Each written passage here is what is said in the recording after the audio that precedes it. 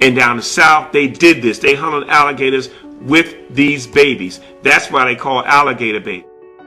In my quest to hunt artifacts, I came upon a pawn shop in Sanford, Florida. In the pawn shop was a gentleman who owned it. They went and got him and told him I was there and I wanted to buy some of the shackles he had hanging around the walls. I asked him, could I buy them? He said no. He didn't want to sell anything. He just wanted me to see it. Then we began to talk. Years ago, he said, my grandfather, before he died, told me of the things they would do.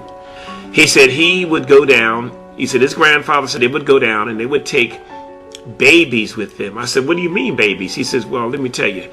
He said the slaves who had babies, they would steal the babies during the course of the day, sometimes when the mothers weren't washing.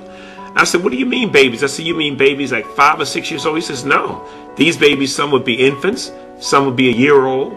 He said some would be toddlers. He said they would grab these children and take them down to the swamp and leave them in pens like little chicken coops.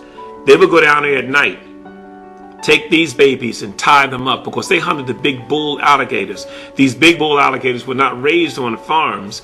They were in the wild. These alligators would weigh 600, 700, 800 pounds. Those are the ones they wanted. They would skin them, make the wallets, get the meat, do different things with them. He said, but what they were doing was tie them up, put a rope around their neck and around their torso, around here, and tie it tight. He said, I said, well, what would the babies be doing? He said, well, my grandfather said they'd be screaming. He said, what would you do? He said, just let them scream. He said, what they would do, it would help them to chum the water. He said, when they would throw the babies in tied to this rope, he said, in a matter of minutes, he said, the alligators were on them. He said the alligators would clamp his jaws on that child. As a matter of fact, once he clamped on him, he was really swallowed. You couldn't see anything but the rope. And we would pull the alligator in and tie his nose and hit him in the head with an axe, a pickaxe. He said we would then drag him to the shore. We'd drag him to the shore and leave him lay, and we would do it again, maybe 2 or 3 times a night. He said, I said, so what do you mean? He said, well, yeah, they were taking these babies and killing them for alligator bait. I said, so all these things I've been collecting, are really, really something that I can really talk about and say they're of a truth by what you say? He said, I'm telling you. He said, nobody wants to talk about it.